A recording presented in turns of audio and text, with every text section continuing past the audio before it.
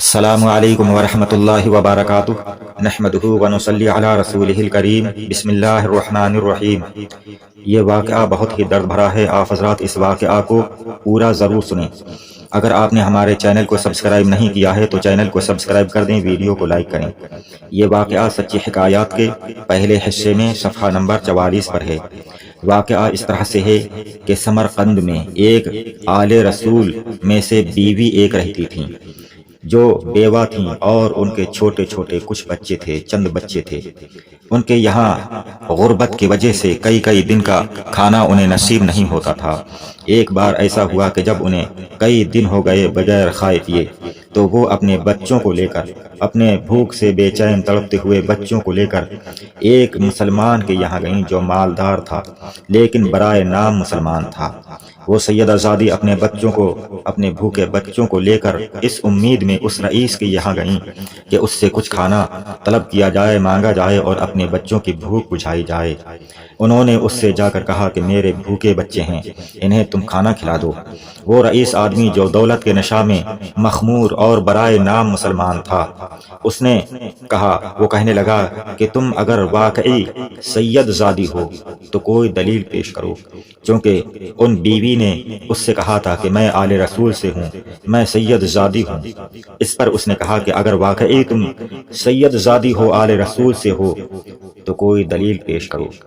وہ سید زادی بولیں کہ میں ایک غریب بیوہ ہوں، میری زبان پر اعتبار کرو کہ میں یقیناً سیدہ زادی ہوں، اور دلیل میں کیا پیش کر سکتی ہوں۔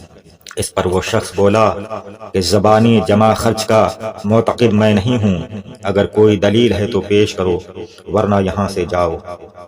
وہ سید زادی اپنے بچوں کو لے کر واپس چلی آئیں اور ایک مجوسی رئیس کے یہاں پہنچی، ایک غیر مسلم جو آگ کی پوجا کرنے والا تھا۔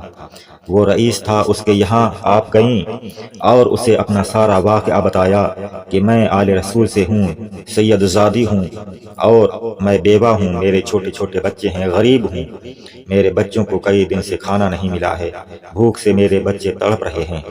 اس مجوسی نے، اس غیر مسلم نے جب یہ واقعہ سنا، جب ان کی یہ باتیں سنی تو اس نے کہا کہ محترمہ، اگرچہ میں مسلمان نہیں ہوں مگر تمہاری سیادت کی کہ تم آل رسول سے ہو، مسلمانوں کے نبی کی اولاد میں سے ہو، اس کی میں تعظیم اور قدر کرتا ہوں۔ اور پھر اس نے کہا کہ آؤ میرے یہاں ہی تم قیام فرماؤ اور تمہاری روٹی اور کپڑے کا میں ذمہ دار ہوں۔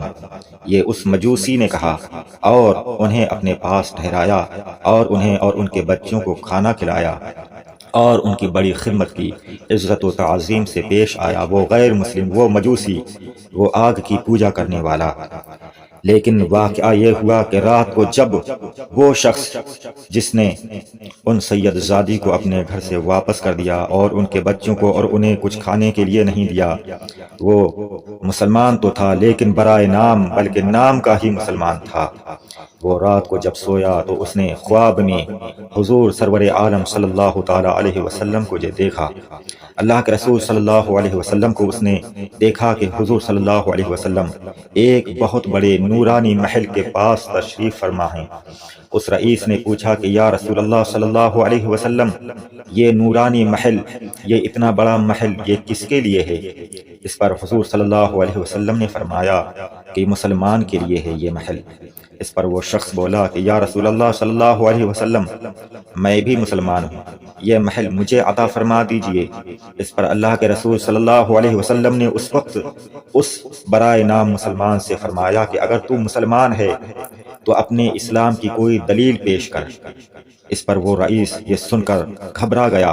حضور صلی اللہ علیہ وسلم نے پھر اس سے فرمایا کہ میری بیٹی تمہارے پاس آئی تو تم نے اس سے سیادت کی، میری اولاد میں ہونے کی دلیل طلب کی، اور آج خود بغیر دلیل پیش کیے اس محل میں چلا جائے؟ ایسا نہیں ہو سکتا، تم اس محل میں نہیں جا سکتے جب تک کہ تم اپنے اسلام کی، اپنے ایمان کی دلیل پیش نہ کر دو۔ یہ سن کر اس کی آنکھیں فوراً کھل گئیں۔ یہ سنتے ہی وہ نیند سے بیدار ہو گیا اور پھر وہ بہت رویا۔ پھر اس سید زادی کی تلاش میں وہ فوراً نکل گیا۔ جب اس نے معلوم کیا تو لوگوں نے اسے بتایا کہ وہ فلاں مجوسی کے گھر قیام کیے ہوئے ہیں۔ چنانچہ اس مجوسی کے پاس وہ شخص پہنچا اور اس نے کہا اس مجوسی سے، اس غیر مسلم سے جو اب تک غیر مسلم تھا لیکن اب واقعہ کیا ہوا ہے؟ اس نے اس سے جا کر کہا، اس برائے نام مسلمان نے اس مجوسی سے کہا کہ تم یہ 1000 روپے لے لو اور وہ سید زادی جو تمہارے یہاں قیام کیے ہوئے ہیں انہیں مجھے دے دو اور میں ان کی خدمت کروں گا۔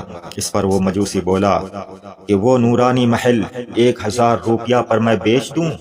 یہ ناممکن ہے۔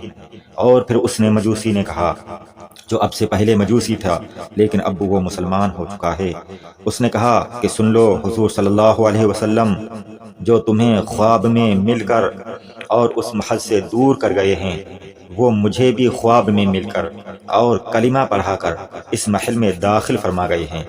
اب میں بھی بیوی بچوں سمیت مسلمان ہوں اور مجھے حضور صلی اللہ علیہ وسلم بشارت دے گئے ہیں کہ تو اہل و عیال سمیت جنتی ہے۔ سبحان اللہ۔ دلیل طلب کرنے والا برائے نام مسلمان بھی جنت سے محروم رہ گیا، اور نسبت رسول کا لحاظ کرتے بغیر دلیل کے بھی تعظیم و ادب کرنے والا ایک مجوسی بھی دولت ایمان سے مشرف ہو کر جنت پا گیا۔ معلوم ہوا کہ ادب و تعظیم رسول کے باب میں بات بات پر دلیل طلب کرنے والے برائے نام مسلمان بدبخت اور محروم رہ جانے والے ہیں۔ اللہ تعالی ہم سب کو اپنی اپنے حبیب صلی اللہ علیہ وسلم کی سچی محبت و اطاعت نصیب فرمائے۔ آپ حضرات نے اگر ہمارے چینل کو سبسکرائب نہیں کیا ہے تو چینل کو سبسکرائب کر دیں۔ السلام علیکم، خدا حافظ۔